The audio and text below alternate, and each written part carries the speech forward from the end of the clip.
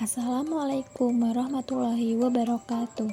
Perkenalkan, saya Anisha Nuraini Rahmawati, mahasiswi PPG Prajabatan Angkatan 1 tahun 2023, Universitas Veteran Bangun Nusantara, Program Pendidikan PGSD. Pada kesempatan kali ini, saya akan menyampaikan kampanye praktik baik terkait penerapan scaffolding pada Zone of Proximal Development atau ZPD. Pada praktik pengalaman lapangan atau PPL 1 yang dilaksanakan di SD Negeri Kuarasan 01, Kecamatan Grogol, Kabupaten Sukoharjo, saya berkesempatan untuk menerapkan scaffolding pada Zone of Proximal Development atau ZPD dalam memenuhi kebutuhan belajar peserta didik pada materi Ilmu Pengetahuan Alam dan Sosial kelas 5. Scaffolding itu sendiri adalah strategi pendidikan yang melibatkan bantuan atau dukungan yang diberikan kepada peserta didik oleh guru atau sesama peserta didik ketika proses pembelajaran berlangsung.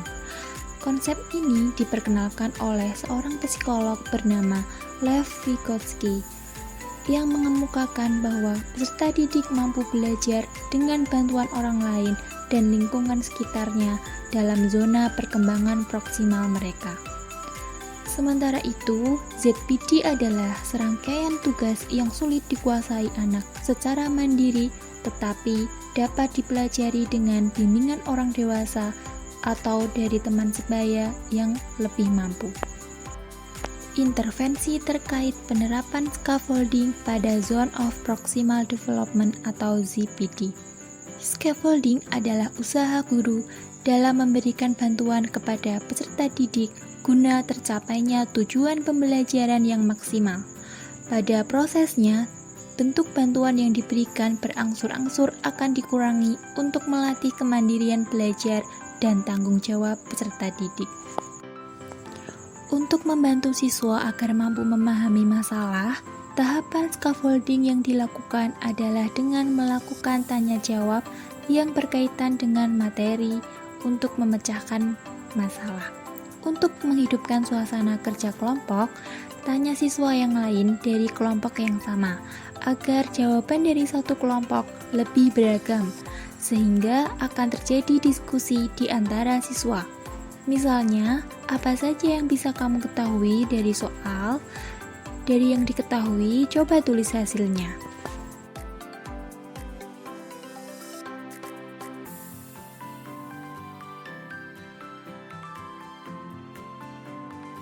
Scaffolding dalam ZPD. Penerapan scaffolding dalam ZPD dilakukan di kelas 5 SD Negeri Kuarasan 01 pada mata pelajaran Ilmu Pengetahuan Alam dan Sosial, yaitu pada materi bagian-bagian mata dan fungsinya. Model yang saya gunakan dalam pembelajaran ini adalah model Problem Based Learning atau PBL dengan pendekatan pembelajaran berdiferensiasi.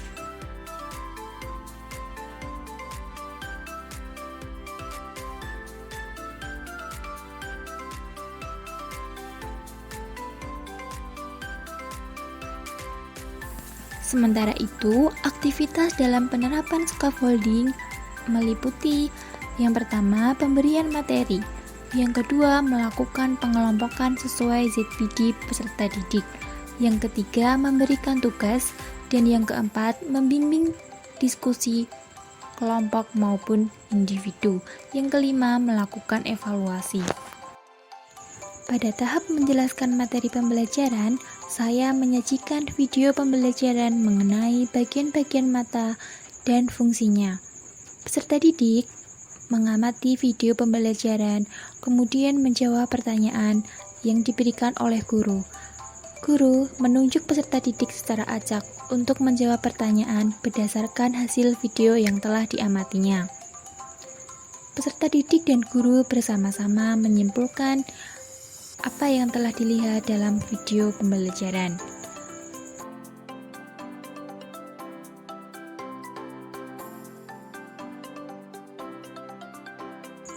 Pada tahap melakukan pengelompokan sesuai ZPD-nya, saya menggunakan pendekatan pembelajaran berdiferensiasi.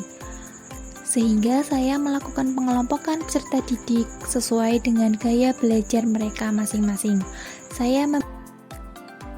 Setelah melakukan pengelompokan sesuai dengan gaya belajar peserta didik, saya memberikan tugas yang sesuai dengan gaya belajar mereka masing-masing.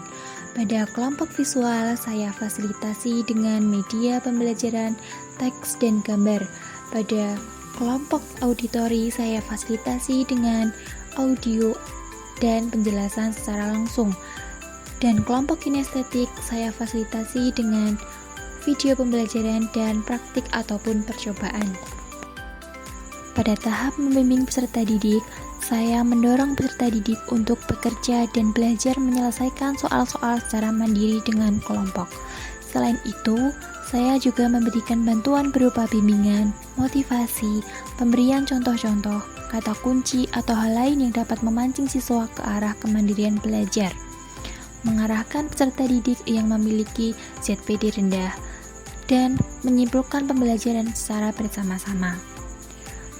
Di samping itu, ketika peserta didik berdiskusi bersama kelompok, guru juga berkeliling ke setiap kelompok untuk memberikan bantuan ataupun bimbingan jika diperlukan.